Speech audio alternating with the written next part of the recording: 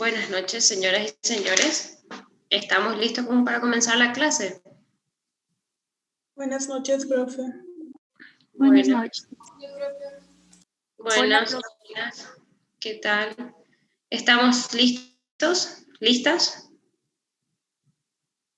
Sí, profe. Sí, profe. Bueno. 100%, doutora, mas estamos na luta, né? ¿Cómo? ¿Qué pasó? No estamos 100%, pero estamos ahí, a tentar. ¿Y por qué no 100%? Es un jueves, viernes menos cuarto ya es. Son las 7 É de porque la tarde. toda a clase hoje foi de maneira virtual, então já estamos... Ya con el ojo cuadrado, entonces están ustedes, me imagino, ¿verdad? Y bueno, Sí. ¿no saben cuándo va a ser presencial? Todavía no hay fecha para presencial. Profe, No, creo profe. que vos tenés que pedir en la facu y ahí te dan. ¿Ustedes tienen clases presenciales ya? Sí, tenemos. ¿De? Y ahora, por ejemplo, la teórica solo de cirugía es lo que nos da presencial, pero creo que la semana que viene fármaco también ya va a ser presencial. Ya.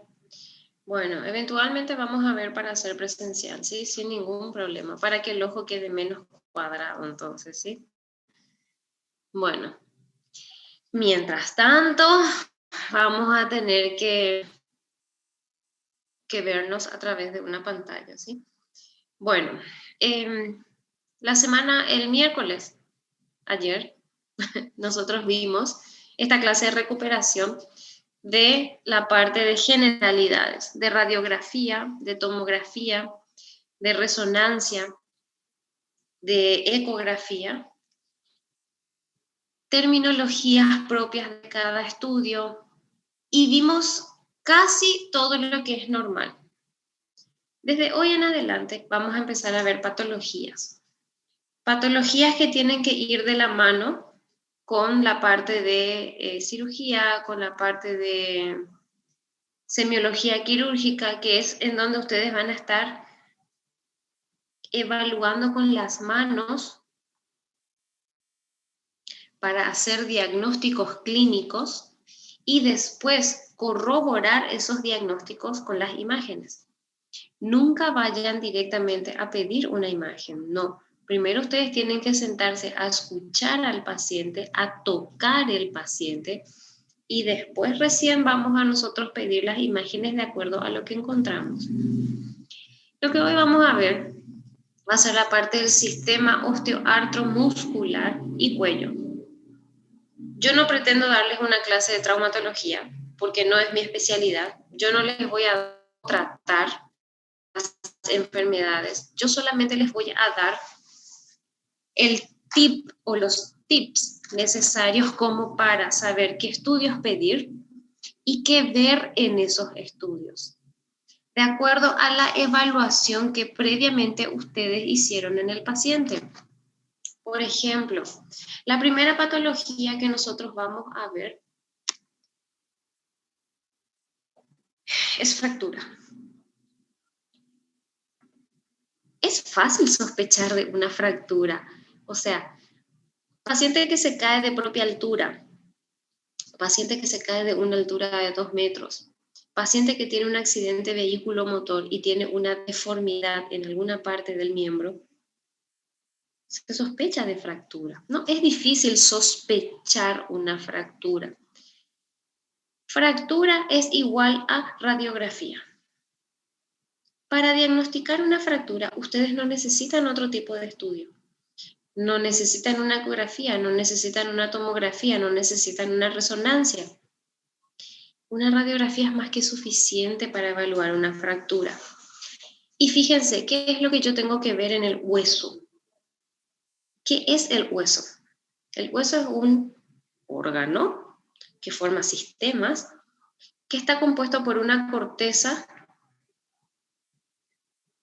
la cortical, y está compuesto por una médula, que es el centro donde se forman las células sanguíneas. La médula contiene trabéculas, que son los espacios de hueso esponjoso que se encuentra en el centro del hueso. Eso es lo que yo tengo que ver. La corteza es radioopaca, la médula es radiolúcida. Tomografía y resonancia. Y ese es un término que ustedes tienen que agregar a su cuadernito de diagnóstico. ¿Qué significa gold standard? El estudio de preferencia que se utiliza para diagnóstico de tal o cual patología. Por ejemplo, cada patología tiene su propio gold standard. Vamos a ver al final de la clase la parte de cuello.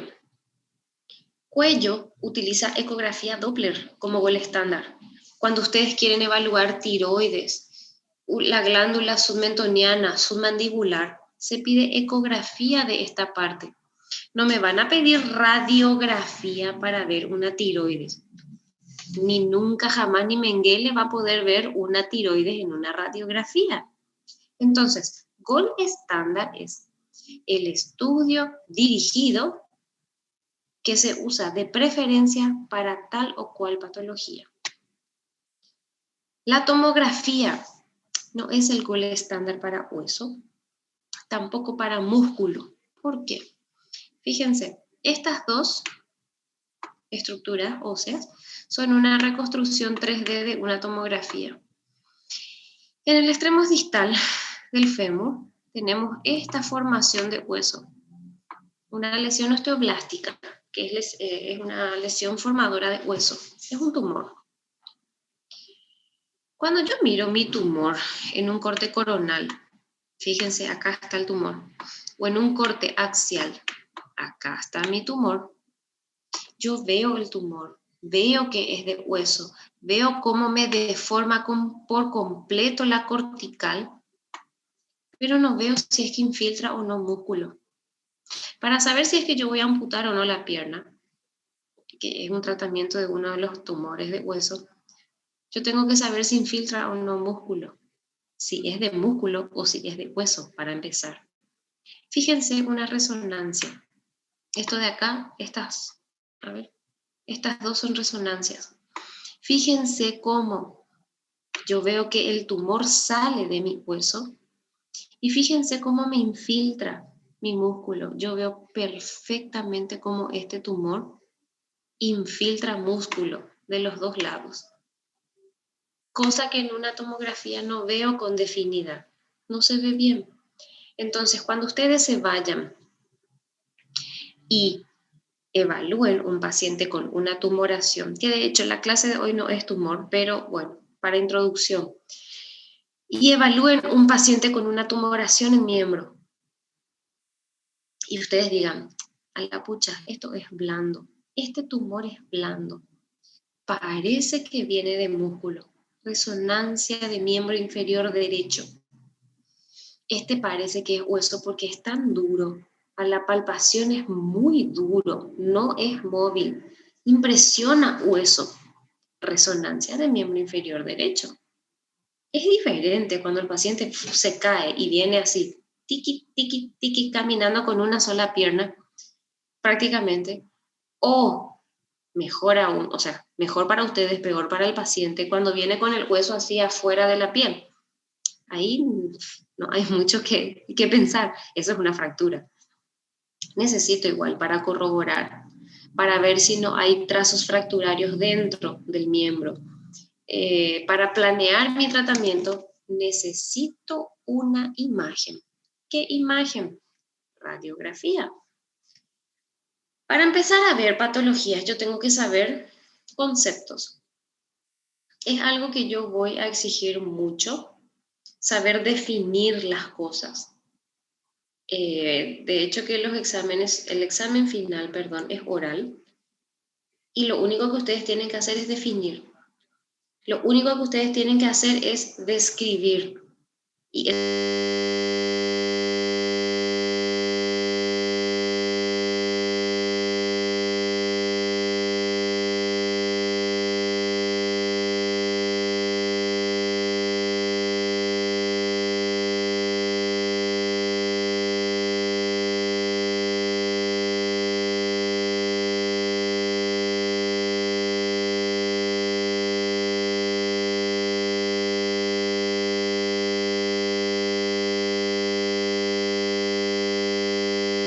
a practicar nosotros.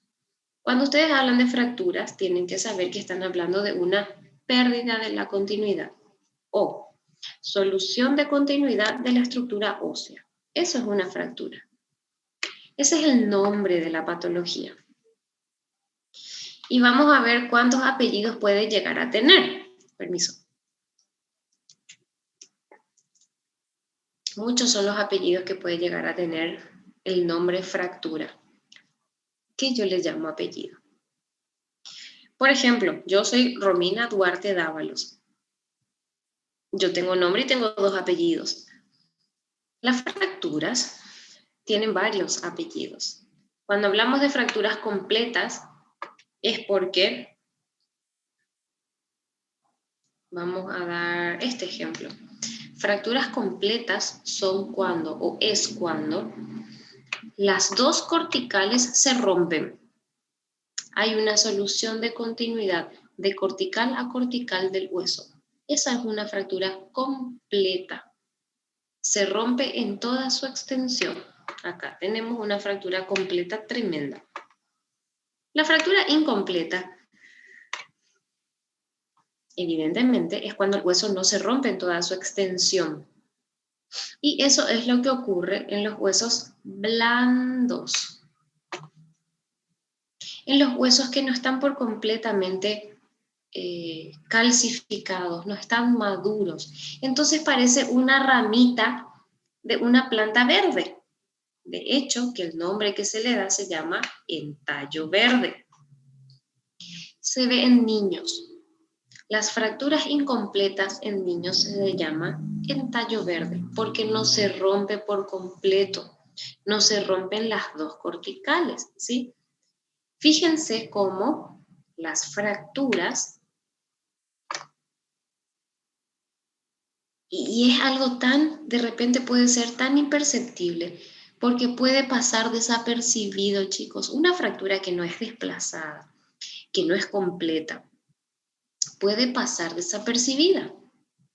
Fíjense este trazo fracturario que está acá. Trazo fracturario se llama a la línea de ruptura ósea que se puede observar en una radiografía. Eso es trazo fracturario. Es una imagen radiolúcida que, bueno, porque hay una tremenda flecha negra ahí, es fácil de ver, pero imagínense que no existe ninguna flecha negra ahí. De repente es un poquito complicado. Todas las fracturas agudas, todas las fracturas agudas tienen un trazo radiolúcido que rompe la homogeneidad del hueso, porque el hueso es una estructura homogénea, es una estructura que se ve así, íntegra. No hay nada que rompe esa armonía, a menos que esté patológico. Y en este caso, ese trazo fracturario radiolúcido rompe esa hegemonía. Doutora, Señor. Essa seria uma fratura parcial? Ou, No, eu não sei como se llama em espanhol isso, pero em português chamamos de trincar o osso. Não sei se é a mesma situação. Es una fractura completa, la verdad que no sé qué significa completa. Eso que me dijiste. Trincar es solo cuando tiene rañaduras. Ah, fisura. Sí, es que trincar era un término más popular. Bueno, no, en este caso no, doctor, porque es una fractura completa. Es de una cortical a la otra cortical que está dañada, ¿sí? Un poquito más adelante se ve lo que es una fractura incompleta, que es lo que se ve en niños, que vamos a ver también, ¿sí? Pero en esa situación el hueso no se desplazó de una parte a otra. En esta situación el hueso no se desplazó, señor. Ese es otro apellido que hay que agregarle. El primer apellido es si es completa o incompleta. Y uno de los otros apellidos es si es desplazada o no. Sí, señor, tiene toda la razón.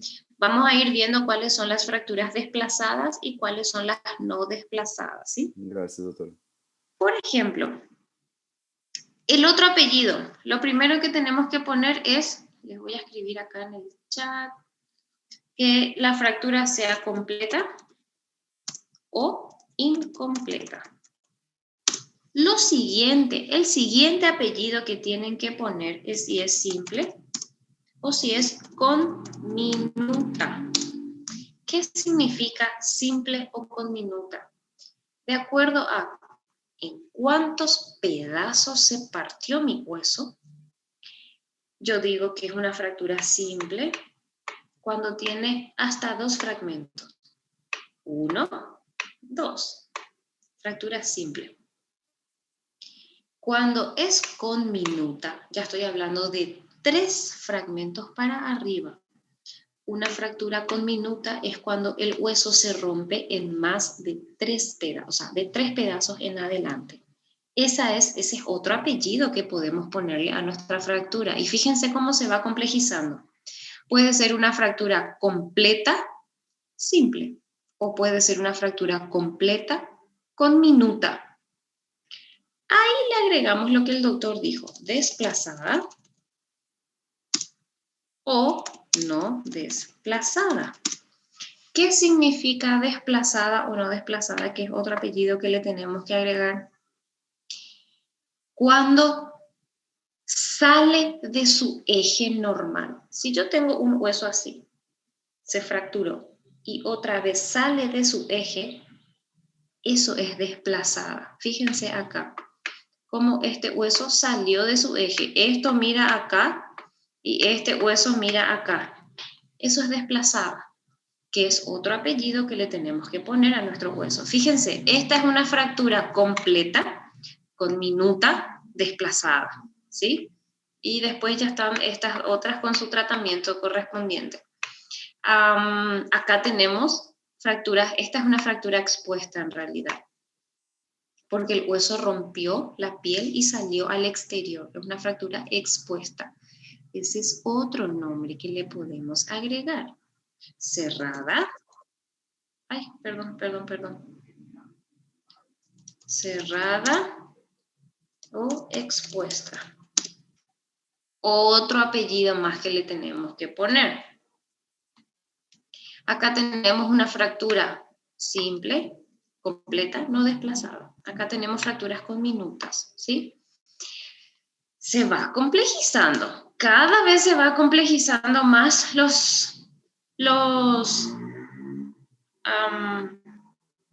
a ver, un ratito.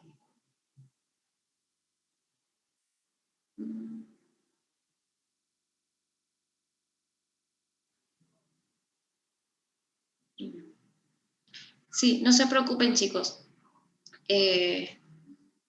con respecto a las clases presenciales. Yo no me voy a exponer y tampoco les voy a exponer a ustedes porque yo trabajo en un hospital público. Yo hago guardias en un hospital público. Si bien soy cirujana, no estoy en contacto directo con los pacientes COVID, pero el pabellón COVID nuevo que se abrió en nuestro hospital está al lado de la parte de internación de cirugía. Yo puedo ser un foco de contagio para ustedes y ustedes pueden ser un foco de contagio para mí. Yo tengo que asegurarme de que las condiciones que la facultad me brinden a mí y a ustedes son las óptimas para dar una clase presencial. Si vamos a estar 40 alumnos en un aula, no voy a aceptar tener presencial, porque va a haber una aglomeración y eso predispone a cualquier cosa. ¿A qué es lo que yo quiero llegar? Yo no les voy a exponer a ustedes y tampoco me voy a exponer a mí, no se preocupen. Yo voy a ir analizando la situación a ver si es que va a ser o no presencial, siempre y cuando me comunique yo con ustedes, ¿sí? No se preocupen por esa parte.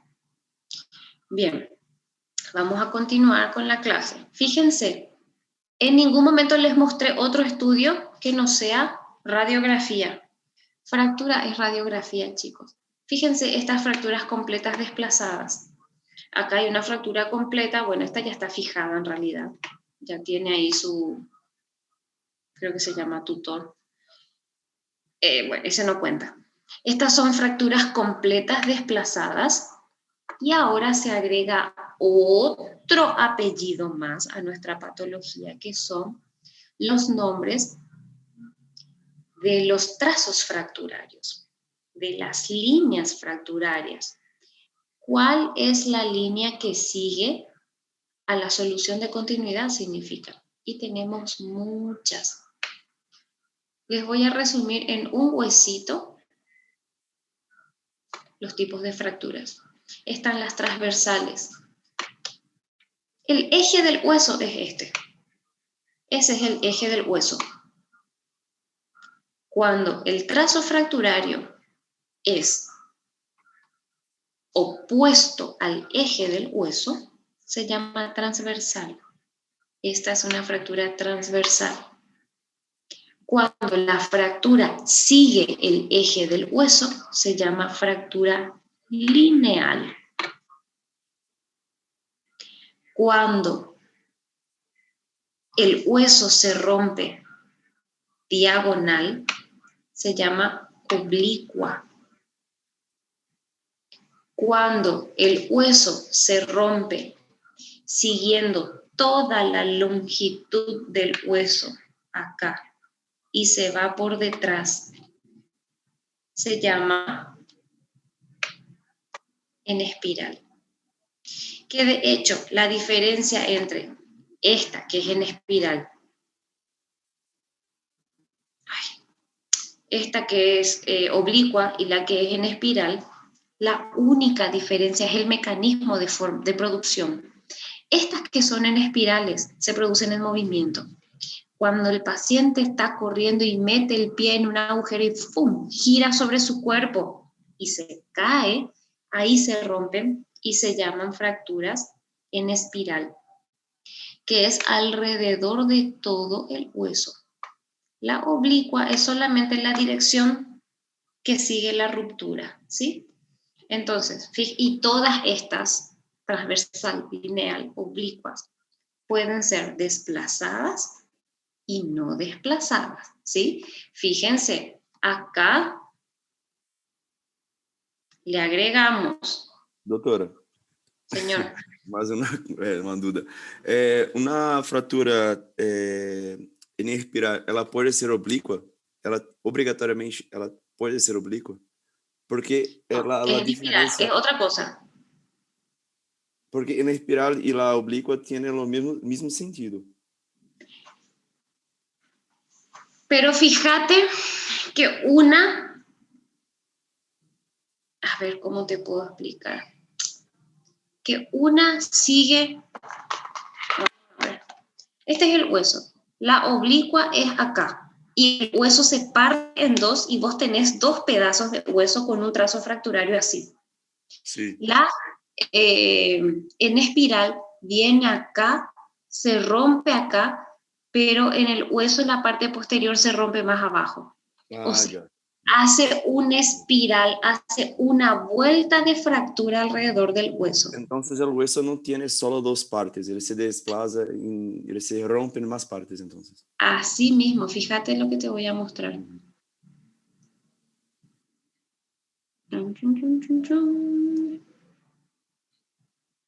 En espiral, fíjate cómo son las fracturas en espiral. Pueden tener acá, vino el hueso, se fracturó, pero acá tengo otra línea fracturaria. Fíjate, estas son con minutas. Aquela linha lá eu não vi não, doutora. Aquela segunda linha lá. ¿Qué? Aquela segunda linha lá, essa de mais abaixo eu não vi não. La primera, sí. La primera es súper obvia, es tremendamente obvia. Pero acá está, doctor. Muy chiquita, muy chiquita, sí. Ahí está. Pero ella no es desplazada. Esa no es desplazada, la otra sí. Pero esa no, la de abajo no. Y fíjate cómo la oblicua va a ser solamente hasta acá.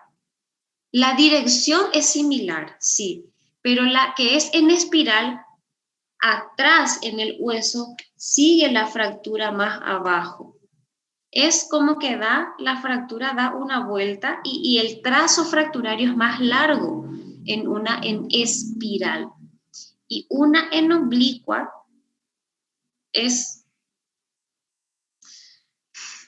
no da la vuelta al hueso, sino que es un solo trazo fracturario. Es como que vos agarrás una espada, un machete, y ¡zas! Le haces así al hueso y se corta. Es un solo trazo fracturario que parte tu hueso en dos. En cambio, la de espiral, el mecanismo de producción es diferente porque es en rotación. Entonces, el trazo va en rotación también, ¿sí? Impresiona como que tiene la misma dirección, pero el mecanismo de producción es diferente. Y finalmente, la longitud de la fractura es diferente también, ¿sí? Mecanismos de producción diferentes. Todas estas fracturas pueden ser desplazadas, como tenemos acá. Y vamos a ver si tenemos alguna no desplazada. Esta es lineal, la lineal esta no está desplazada, obviamente. Acá tenemos una no desplazada. Esta sí es desplazada, esta también es desplazada. O sea, las fracturas simples, las compuestas, las fracturas completas, cualquiera de ellas pueden ser desplazadas y no desplazadas. Cualquiera de ellas puede tener el trazo transversal, oblicuo, lineal, en espiral. Se juega de la forma que el paciente se quiera romper el hueso, ¿sí? Acá está la de tallo verde. Esta es una fractura incompleta en niños. Fíjense, vamos a mirar esta radiografía que es un poquito más grande, donde tenemos una cortical que está intacta y la otra cortical que sí está con una solución de continuidad. Esta es una fractura incompleta en niños. Fíjense, una cortical que está intacta y la otra cortical que está, sí, con una solución de continuidad. Y esto es exactamente lo mismo, ¿sí? Esas son fracturas en tallo verde, fracturas incompletas de un hueso inmaduro. Acá tenemos fracturas conminutas. Me imagino que esta es la pesadilla de todo traumatólogo. Me imagino. Acá tenemos más fracturas conminutas que son de 3 fragmentos para arriba, ¿sí? Bien. Fractura. Radiografía. Yo no he visto hasta hoy día un traumatólogo que pida una tomografía para diagnóstico de una fractura. Radiografía. No me pidan ecografía tampoco, por favor. Por favor, ecografía no se pide para hueso. Radiografía. Fractura, radiografía. Cuando hablamos de osteomielitis, y yo siempre hago la salvedad de que la clínica es soberana. Paciente que viene después de un accidente laboral, donde el clavo le entró en la mano. 5, 6, 7 días después, el paciente siente una tumoración en la mano, súper dolorosa, está caliente, está tumefacta. El paciente apenas puede mover la mano de tanto que le duele. Ustedes tocan ese tumor y fluctúa. Súper edematizada está la mano del paciente. Ustedes le preguntan qué le pasó y el paciente les dice: tuve un accidente laboral, un clavo me entró en la mano. Osteomielitis. Lo primero que tienen que pensar es una osteomielitis. ¿Qué es osteomielitis? Infección del hueso. El origen puede ser hematógeno por sangre y el agente causal más frecuente es el Staphylococcus aureus, que es un agente saprófito de la piel que aprovecha una herida y entra y causa estragos. Imagínense, una radiografía para que pueda haber una lesión de una osteomielitis necesita que el paciente tenga padecimiento mínimamente de 10 días. Por eso la radiografía se usa, sí señores, se usa para el diagnóstico de una osteomielitis, más que nada aguda. Pero para evaluar una osteomielitis crónica y para realmente ver el compromiso óseo, la afección del hueso, pidan resonancia. Resonancia es la mejor técnica para identificación de abscesos, de destrucción ósea, ¿sí? ¿Qué es lo primero que le vamos a pedir a ese paciente que viene con la mano, así como yo les describí en nuestro hospital, ahí en el Pedro Juan Caballero, radiografía? Nosotros no tenemos resonador, perdón. Entonces, necesariamente le vamos a pedir una radiografía. No se ve mucho en la radiografía, no estoy seguro. Por favor, señor, vaya y hágase una resonancia, ¿sí? Tenemos que ir de lo más básico a lo más complejo. Sí, señores, claro que sí. Pero el gol estándar para evaluar a un paciente con sospecha de osteomielitis es una resonancia. Y vamos a ver por qué. En una radiografía, ¿qué es lo que tenemos que ver? Y fíjense todo lo que podemos llegar a ver que está acá. El libro de ustedes describe perfectamente, capítulo 21, 22 y 23. Osteomielitis es inflamación, infección y destrucción del hueso. Por ende, lo que tenemos que ver en una radiografía es destrucción del hueso. Fíjense, la cortical va hasta acá. Hasta acá va mi cortical. El resto, yo perdí. No puedo seguir la cortical como si sigo en este hueso. No tengo una cortical de referencia porque todo el hueso está destruido, ¿sí? Cuando un hueso se destruye, el cuerpo trata de equilibrar esa destrucción y forma nuevo hueso alrededor, que es esto que ustedes están viendo acá, que deforma por completo la anatomía. ¿Cómo se ve destrucción del hueso? En vez de ver un hueso radio opaco, yo voy a ver un hueso radio lúcido sin corteza. Esa es una destrucción total del hueso. Pero fíjense lo que ya podemos ver en ese paciente que llegó a la urgencia con esa mano toda tumefacta, con... Lo que sí vamos a ver es destrucción, perdón, no es destrucción, es edema de partes blandas. La inflamación, la destrucción, no solamente afecta al hueso, hay músculo alrededor que también se afecta. Entonces, eso es lo que se edematiza. Músculo, partes blandas. Fíjense este pie cómo está súper deforme a causa de ¿qué? De la destrucción por completo de este hueso. Y yo les estoy mostrando una radiografía, ¿eh? Pero, y vamos a lo patognomónico. ¿Qué es patognomónico? Les voy a poner la terminología. Patognomónico. Patognomónico, ¿qué significa? Propio de esa enfermedad. Por ejemplo, las cavernas en un pulmón. ¿Es patognomónico de qué enfermedad? Tuberculosis. Tuberculosis, señores. Patognomónico de una osteomielitis crónica es el secuestro de una osteomielitis aguda, es el absceso de Brody.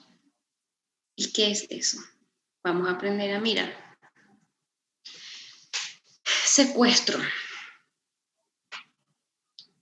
Secuestro es tejido óseo necrótico, necrosis ósea, rodeada de un tejido de granulación. Todo lo crónico, generalmente está envuelto por un tejido de granulación, inflamación crónica. La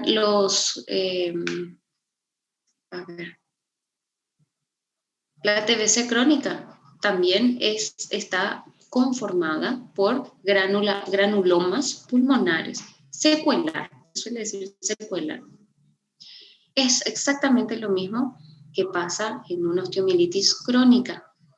El hueso necrótico que necrosó, que murió, es rodeado por una capa de granuloma, de fibrosis.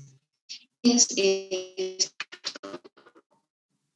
es el secuestro. Secuestro óseo es igual a osteomielitis crónica. El secuestro yo lo puedo ver en una radiografía, sí, pero también lo puedo ver en una resonancia. Y fíjense, el secuestro ¿qué es? Es una porción radio-opaca de hueso rodeada por una porción radiolúcida de hueso. Secuestro.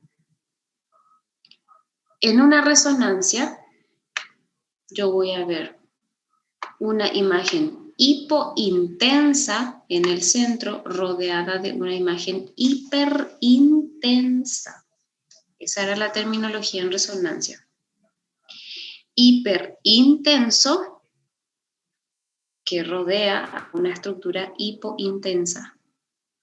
Secuestro en una osteomielitis crónica, en una radiografía, es una imagen periférica radiolúcida que rodea a una imagen radio-opaca en su interior.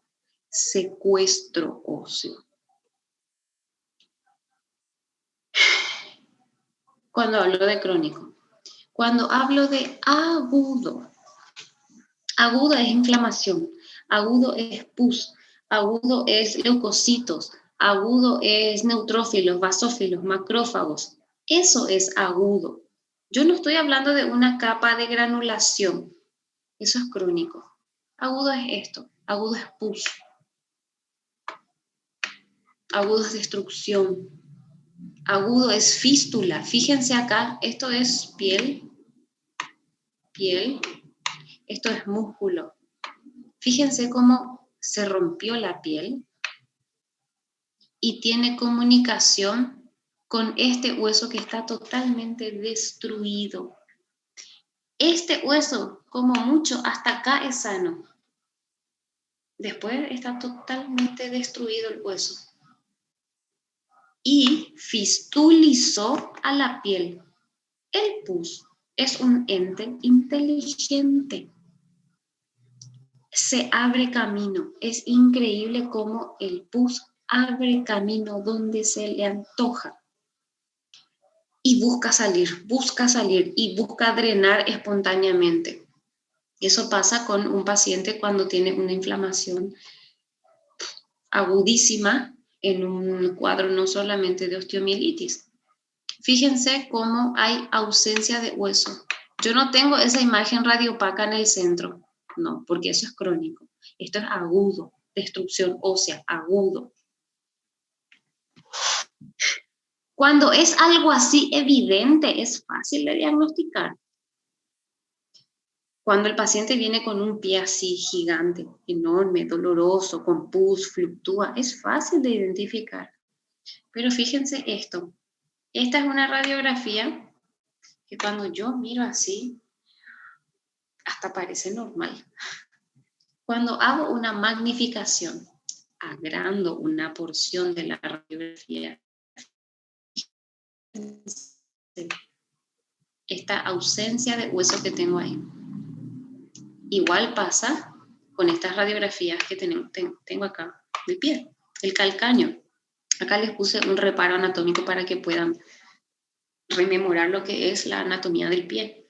Fíjense este hueso calcáneo de acá. Cómo se rompe lo homogéneo que es el hueso. Se rompe esa,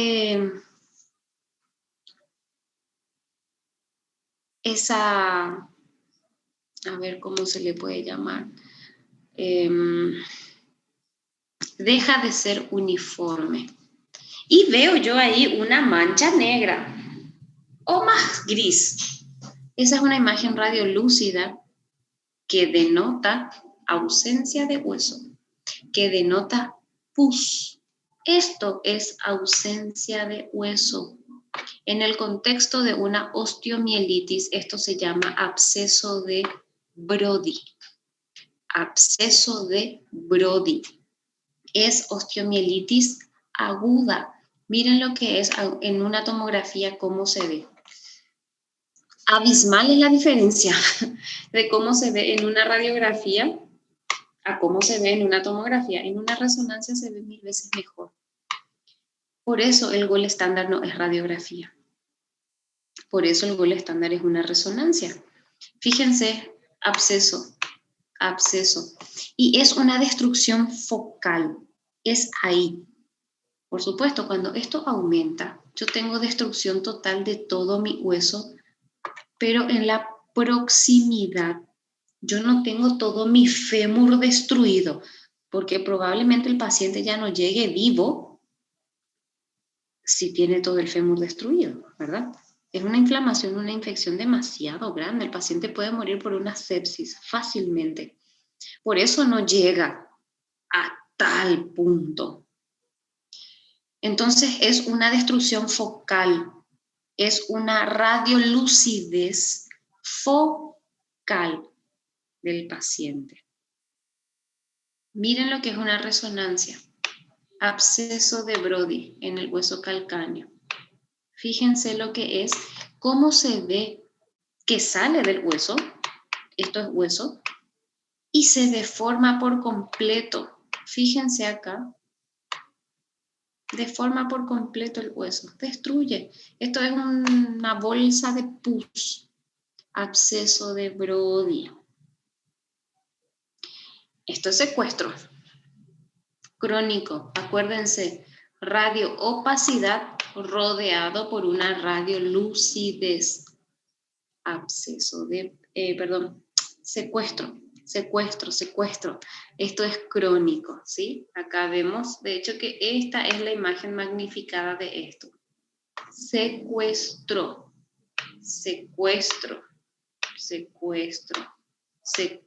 óseo. Secuestro óseo.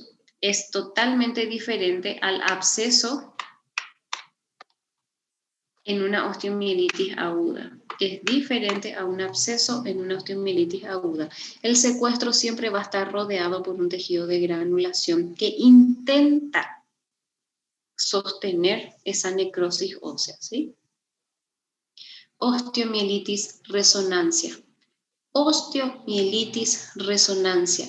El primer estudio que tenemos a mano para evaluar, sí, señores, es una radiografía.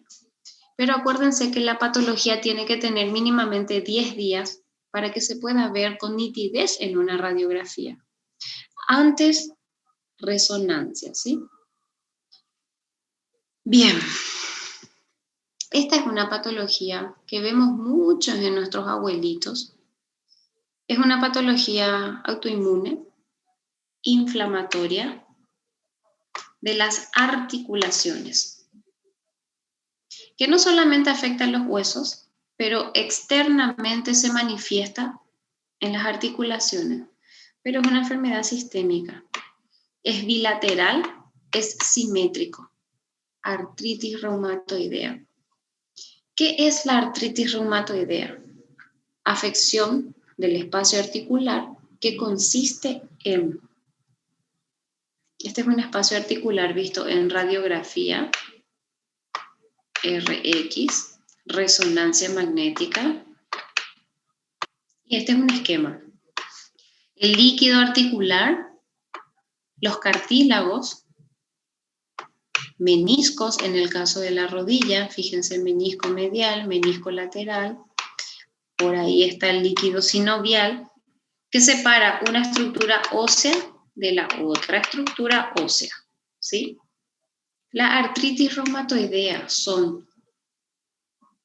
una enfermedad que consiste en anquilosis ósea, inflamación del tejido articular o periarticular y luxaciones. ¿Qué es anquilosis? Anquilosis es fibros, unión. Un ratito voy a enchufar esto porque si no me voy a quedar sin batería. Anquilosis es eso, es la unión de un hueso con otro. Se une, se fusionan los huesos. Fíjense lo que ocurre acá. Esto es normal. Acá ya va disminuyendo el espacio, fíjense cómo va disminuyendo. Acá ya se une y acá ya se fusionó el hueso.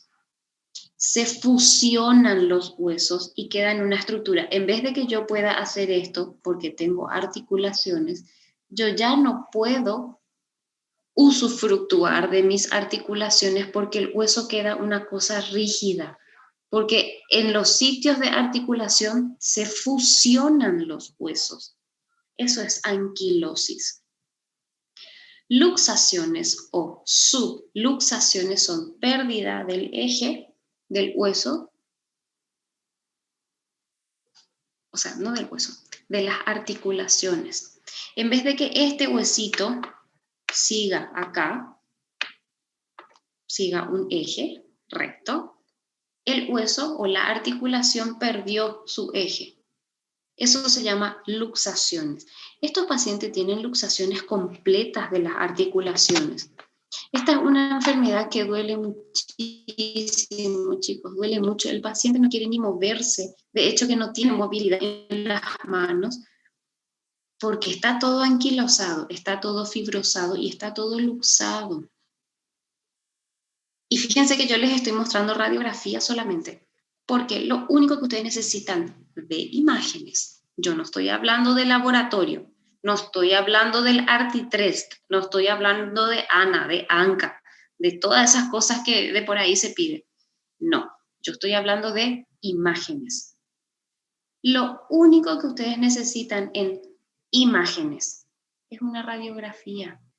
¿Qué es lo que van a ver? Van a ver dedo en martillo, van a ver cuello de cisne. ¿Qué es dedo en martillo? El martillo es una cosa más o menos así. El de Thor por lo menos es así. Yo tengo un hijo varón, entonces me conozco de memoria lo que es el martillo de Thor. Bien, entonces,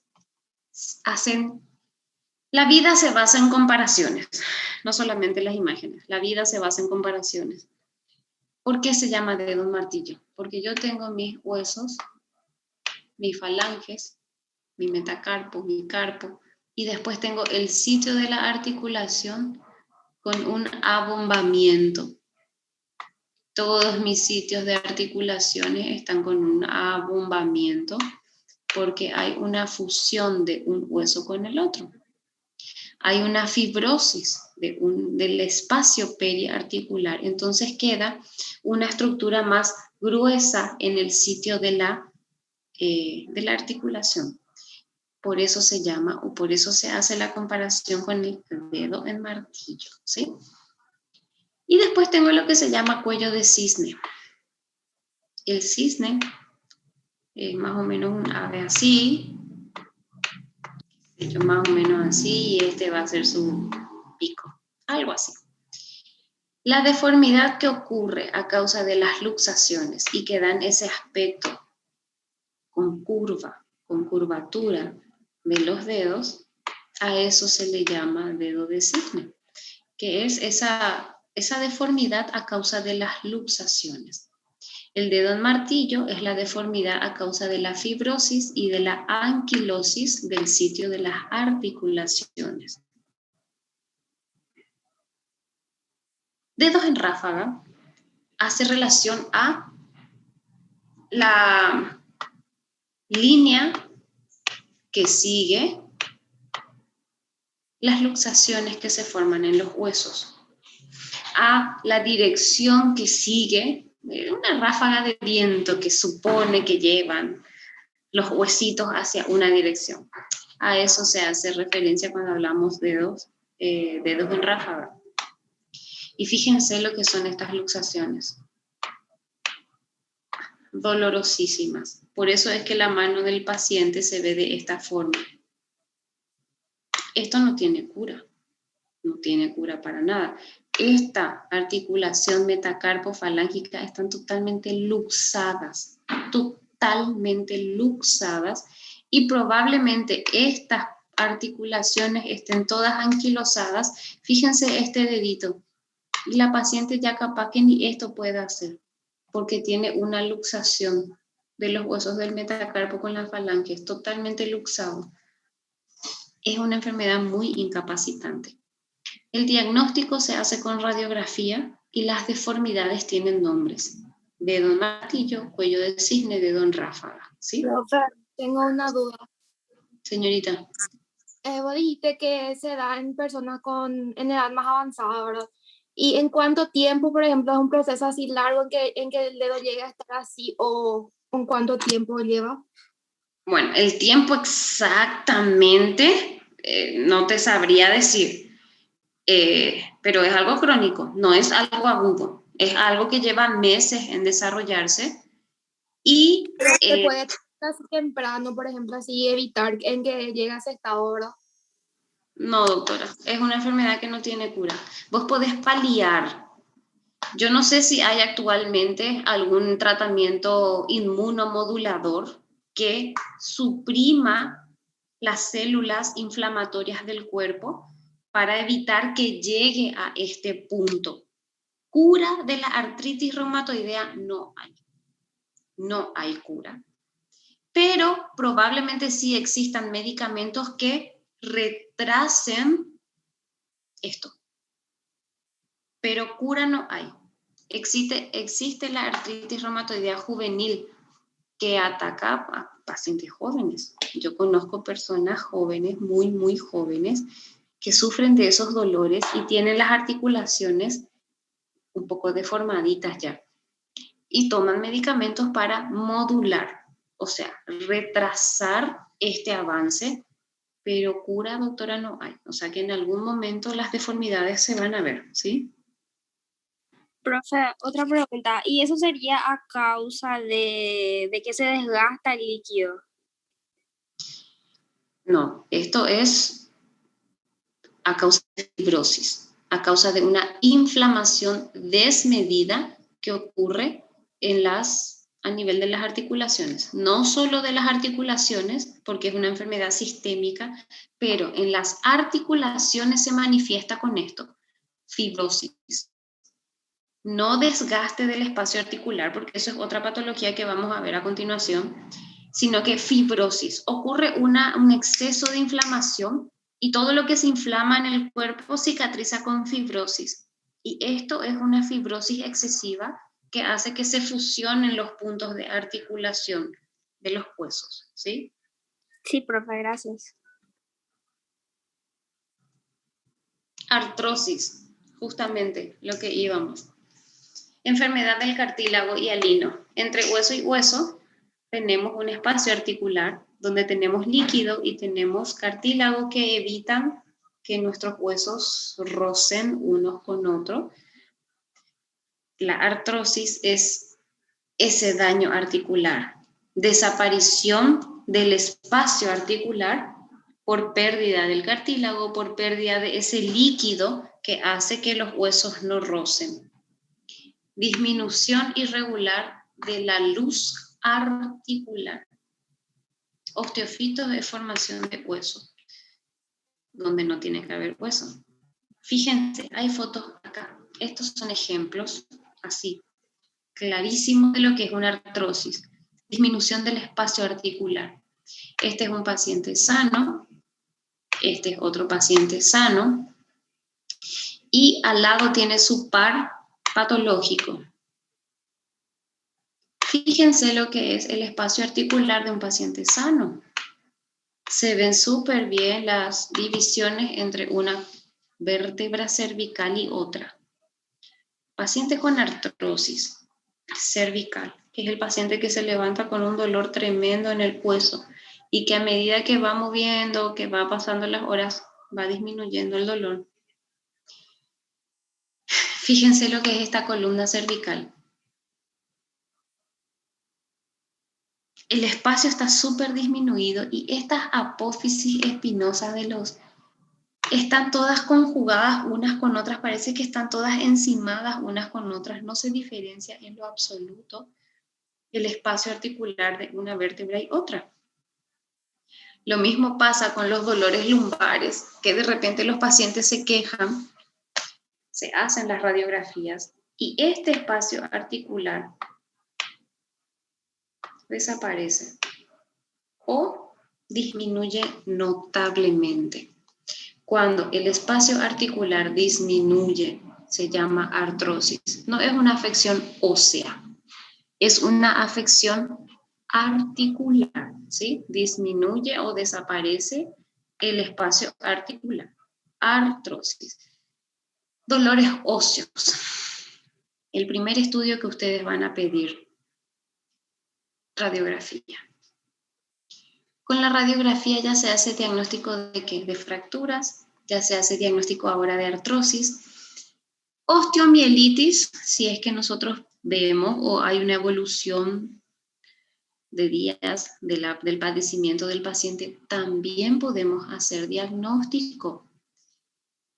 Por supuesto, la osteomielitis requiere de un estudio un poco más avanzado, pero el resto, la artritis que les mostré recién, todo esto, el diagnóstico ya se hace con una simple radiografía, ¿sí?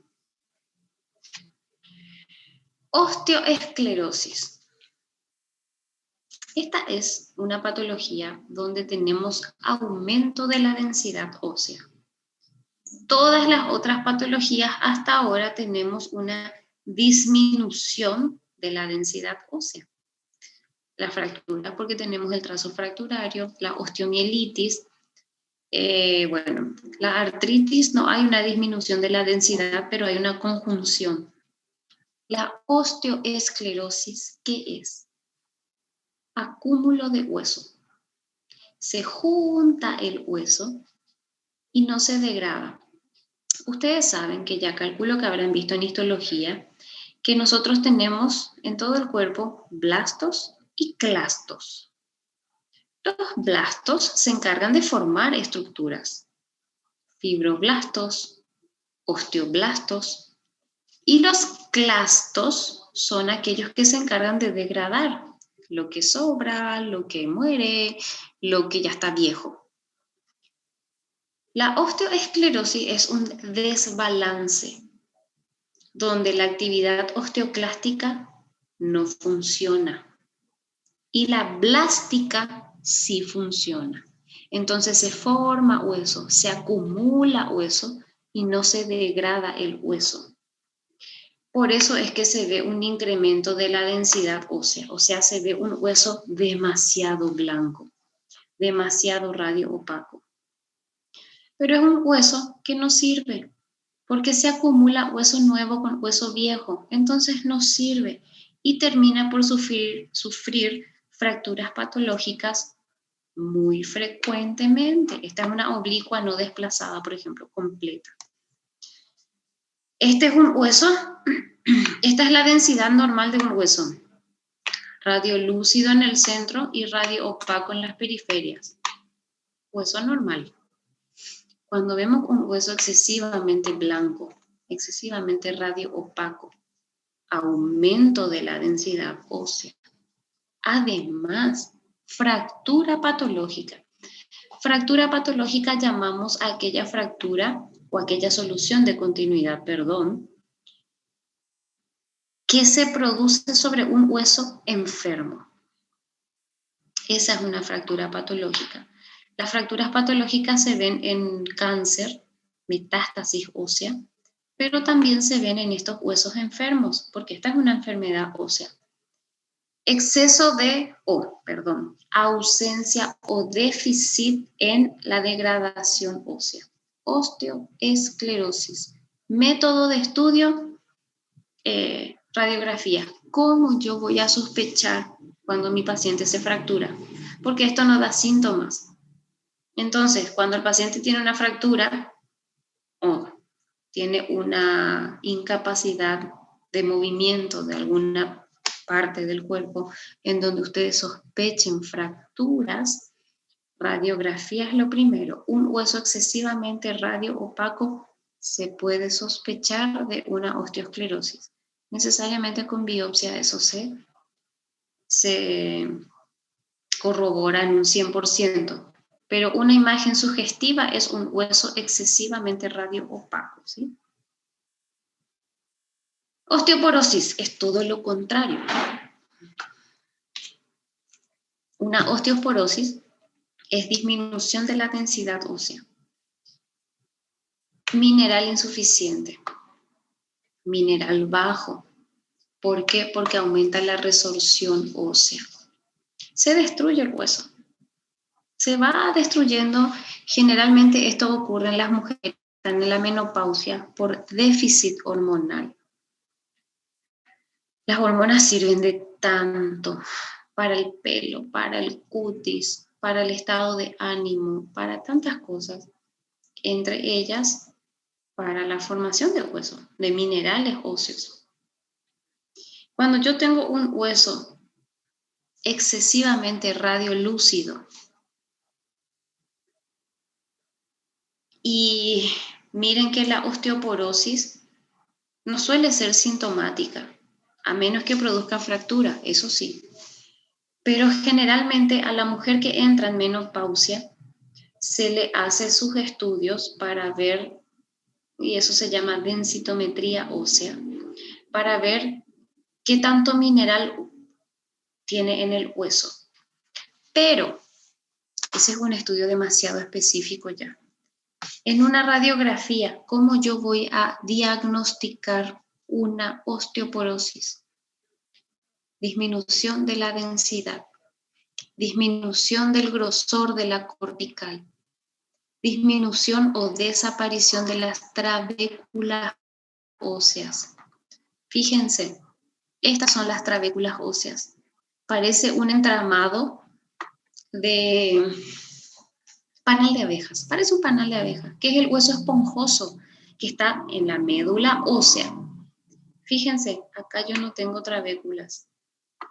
Acá parece una cáscara de huevo vacía. Yo no tengo hueso adentro. Mi cortical disminuyó muchísimo su grosor. Y es el hueso más radiolúcido. Que normal, en la médula sabemos que es radiolúcida, sí. Pero esto es una radiolucidez superior a la de un hueso normal. Osteoporosis, ¿sí? Es una enfermedad donde hay un incremento de la lucidez, adelgazamiento de la cortical y disminución de las trabéculas del hueso, ¿sí? De la médula. Osteoporosis. Generalmente se realiza un mapeo se llama un estudio de rutina en pacientes posmenopáusicas para implementar calcio, porque se da calcio en las pacientes con osteoporosis, ¿sí? Para terminar la parte de hueso y empezar con cuello.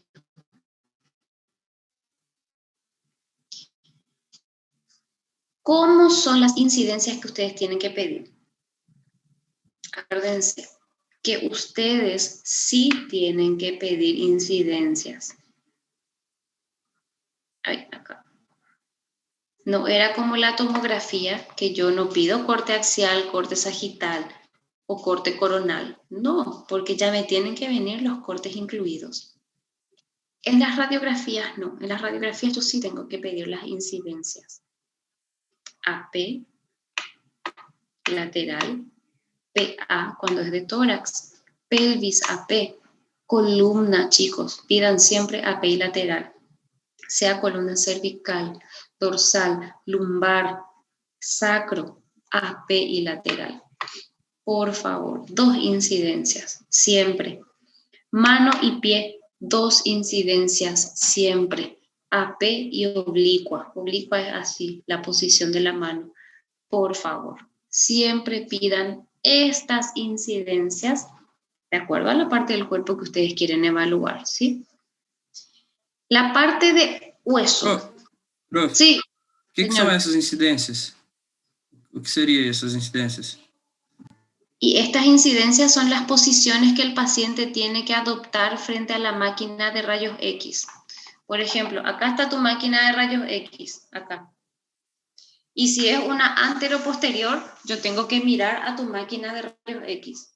Si es una lateral, yo tengo que darle un perfil a la máquina. Si es postero anterior, yo le tengo que dar la espalda a la máquina.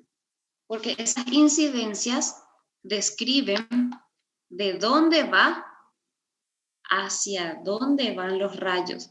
Si es una anteroposterior, quiere decir que la máquina está frente a mí y los rayos van directo a mí, desde anterior a posterior. Esas son las incidencias. ¿Se entiende? Entendi, profe. Gracias. Bien. Bueno. Terminada la parte ósea, nos vamos a la parte cervical. Saltamos de una parte a otra. Pero bueno, es lo que dice el programa y es lo que tenemos que hacer, ¿sí? Cuello. Cuello. Lo que está por debajo de la arcada dentaria inferior hasta el esternón y las clavículas, todo es cuello. El cuello. Y bueno, y hay otras glándulas que están en la parte de la cabeza, que es la parótida, que también lo podemos incluir. Mensaje. El cuello, acá, cuello. Así como les dije al grupo anterior, no me acuerdo si fue a ustedes. Tóquense el cuello. Yo no los veo, así que ustedes pueden tocarse como quieran. Tóquense el cuello. Ninguno, calculo que se palpa ninguna tumoración en el cuello. Eso es normal, que no se palpe, excepto acá, en la glándula submandibular. Ahí sí se palpa la glándula salival submandibular. Es normal. Cuando ustedes se palpan y duele, ahí probablemente tengan una amigdalitis, una faringoamigdalitis o alguna infección en la cavidad oral. Pero que se palpe es totalmente normal. Ahora, si ustedes se palpan la tiroides está 2 traveses de dedo por encima de la horquilla esternal. Una tiroides normal no se palpa. Jamás, nunca van a pretender tocar una tiroides en un paciente sano, porque no se palpa. Los linfonodos, y esto calculo que lo están viendo en cirugía.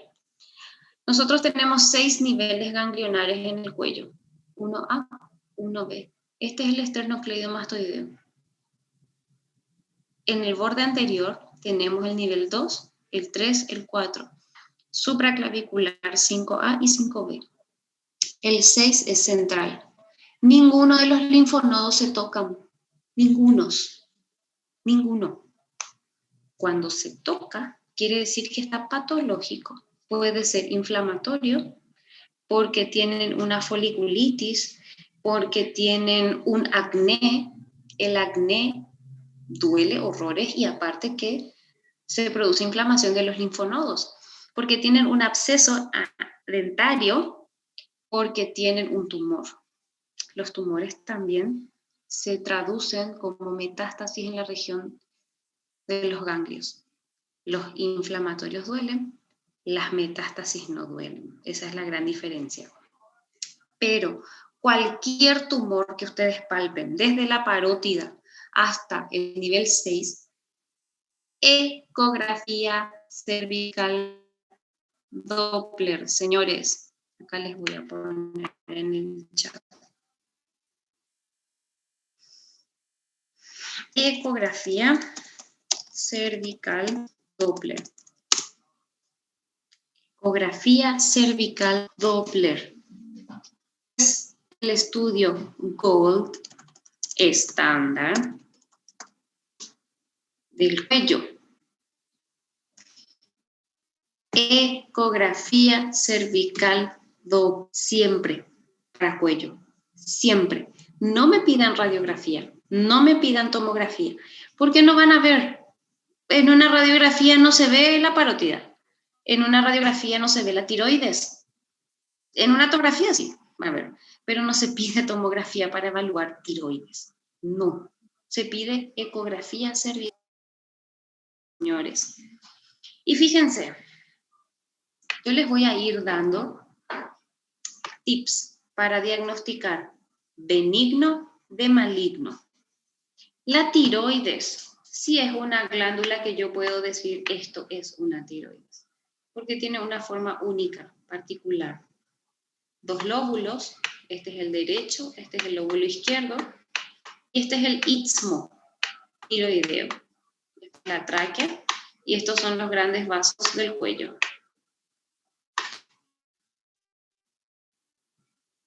Fíjense cómo son los bordes. Les voy a borrar de vuelta para que puedan ver. El borde es súper liso, regular, no tiene niveles, no tiene ondulaciones.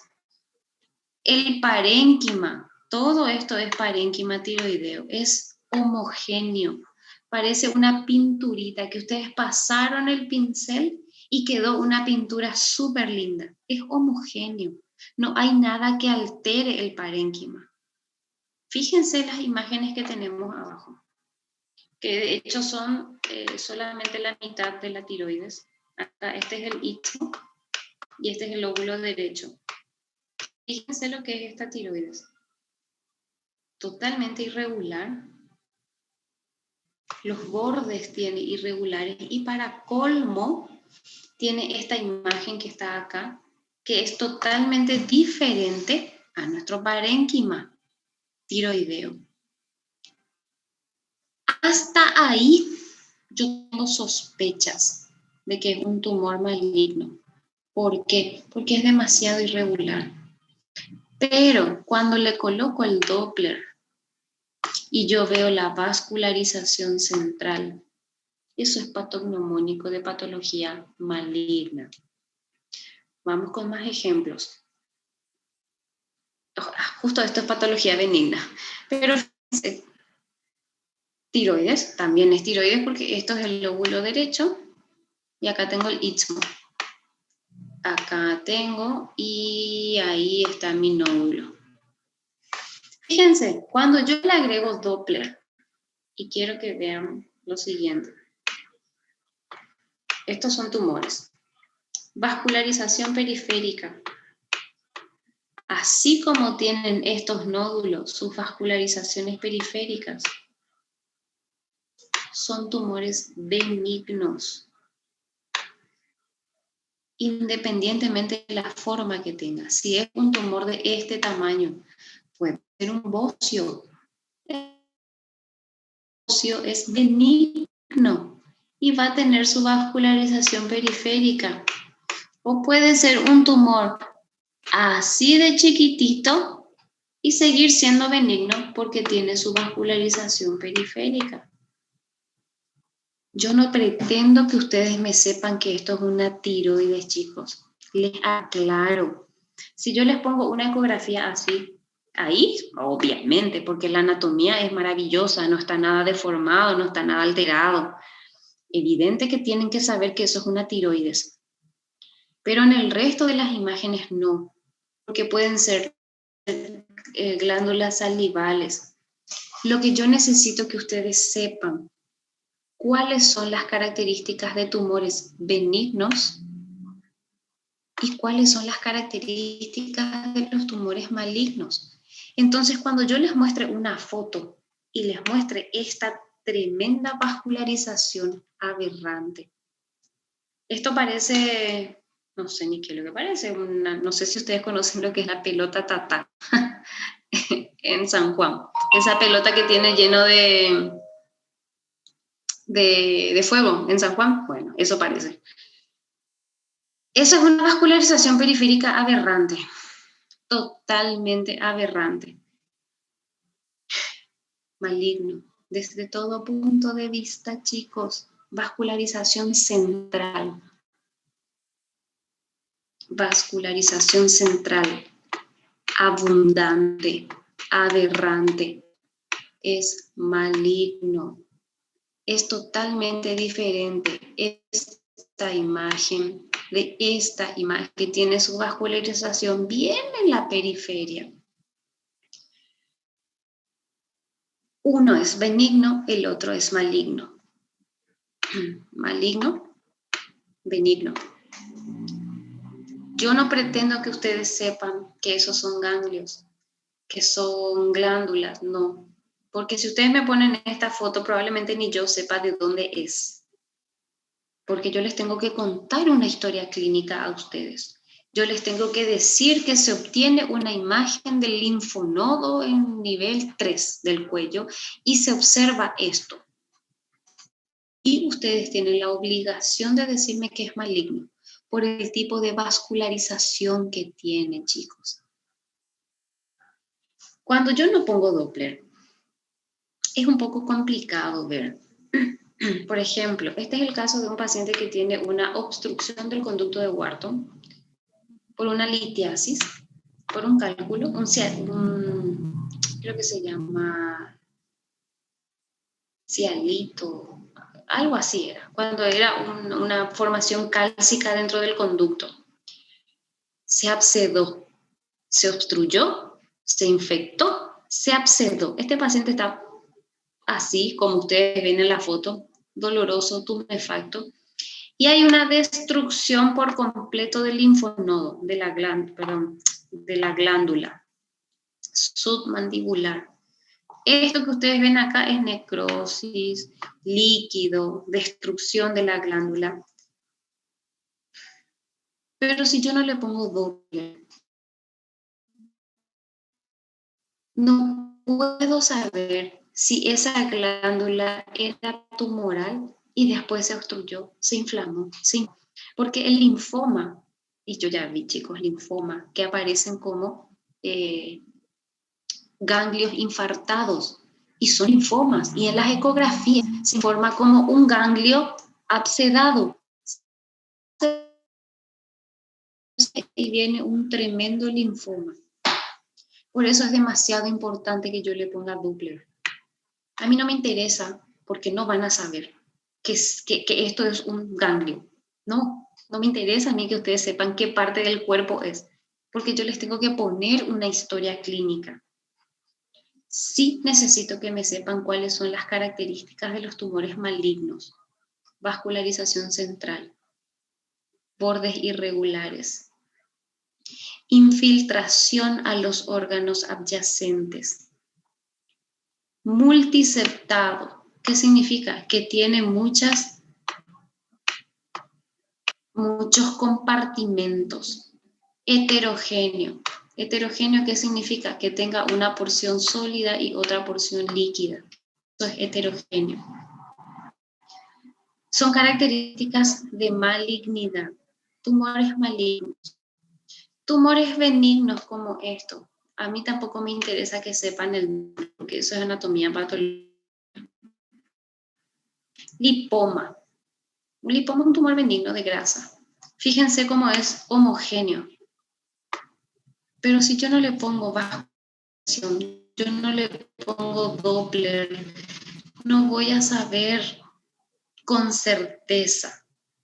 Por eso yo siempre pido en tumores, no solamente cervicales, tumores de cualquier parte, pero ahora estamos en cuello.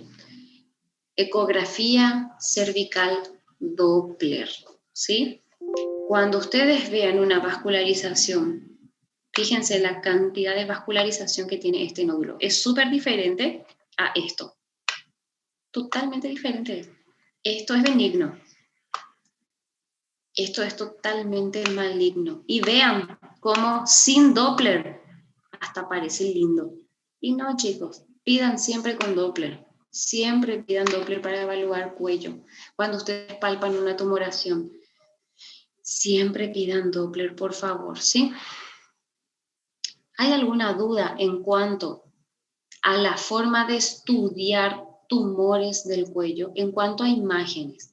Acá no entramos a hablar de punción, acá no entramos a hablar de estadificación, no. Esto es para el primer diagnóstico de cualquier nódulo, masa, tumor cervical, ecografía cervical Doppler. Doppler central, aberrante, maligno. Doppler periférico positivo, benigno, ¿sí? ¿Hay alguna duda?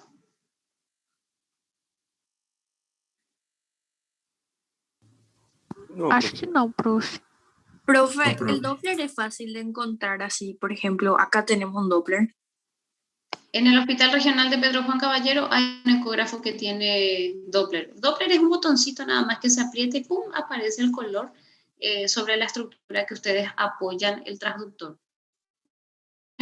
Ah, entiendo, profe. Gracias. Pensé que era una máquina diferente. En el hospital. No. O sea, hay ecógrafos que no tienen Doppler y hay ecógrafos que sí tienen Doppler, pero es un botón solamente, ¿sí? ¿Hay otra pregunta? Bueno, como les dije al grupo anterior, en el grupo de los líderes yo voy a estar pasando las clases porque todavía no me habilitaron una plataforma para subir mis clases. Entonces, la primera y la segunda voy a estar pasando en el grupo de los líderes y ellos se deberían de encargar de pasarles a ustedes. Al inicio de cada clase yo les voy a poner los capítulos. De hecho, que les puse los capítulos. 21, 22 y 23 es la parte de óseo y capítulo 12 es la parte cervical. La clase tiene que servir para que ustedes tengan una orientación sobre qué estudiar. Porque en el libro está todo junto. En la parte donde habla de tiroides, habla de timo, habla de cáncer de tiroides, habla de miles de cosas que todavía no vamos a ver. Entonces, la clase va a servir guía de los que tienen que estudiar ustedes dentro de los capítulos que yo les estoy pasando. ¿Está? Lo mismo la parte ósea. La parte ósea no discrimina tumor de no tumor. Mete todo, son capítulos así de largo más o menos. Y no, ustedes todavía no estudian la parte de tumor. Tumor no vamos a ver todavía, vamos a ver más adelante. Lo que tienen que estudiar de la parte ósea es lo que yo le puse: artritis, artrosis, osteoporosis, la parte de fracturas, la parte de todo lo que vimos. Eso es lo que tienen que estudiar. Que en el libro obviamente está un poco más extenso, ¿sí? Bien. ¿Alguna otra duda, pregunta, cuestionamiento?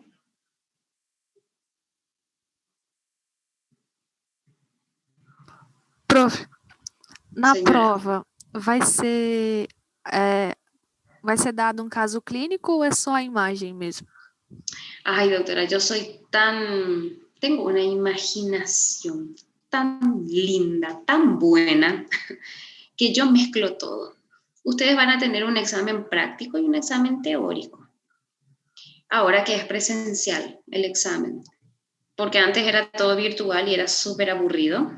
Mis exámenes presenciales son súper divertidos porque ustedes primero rinden la parte práctica. Yo les paso 10 imágenes y pregunto lo que se me ocurra. Por ejemplo, puedo llegar a preguntar en el examen práctico, acá, esto. Les pongo solamente la imagen de abajo, esta les pongo y les pregunto, ¿benigno o maligno? Y tienen 1 minuto por imagen para responder. Y ustedes solamente tienen que escribir su hoja maligno. ¿Sano o patológico? Y ustedes tienen 1 minuto para evaluar la imagen que yo les ponga y responder, ¿sano o patológico? Esa es la parte práctica. Y la parte teórica es donde yo les puedo poner caso clínico, les puedo poner imágenes también ahí, múltiple choice, falso verdadero. Dios mío, tanta diversidad uno puede tener con esta materia porque son imágenes. Entonces, de miles de formas yo les puedo presentar el examen, doctora. Y el final siempre oral, ¿sí? Ah, entendi. Gracias, profe. Bien. Bueno, si no hay preguntas, vayan a descansar los ojos, vayan a hacer masaje en los ojos y nos vemos la semana que viene. ¿Les parece? Gracias, profe. Está bien, profe. Gracias, profe. Gracias. Gracias, profe. Nos vemos, chicos. Hasta luego.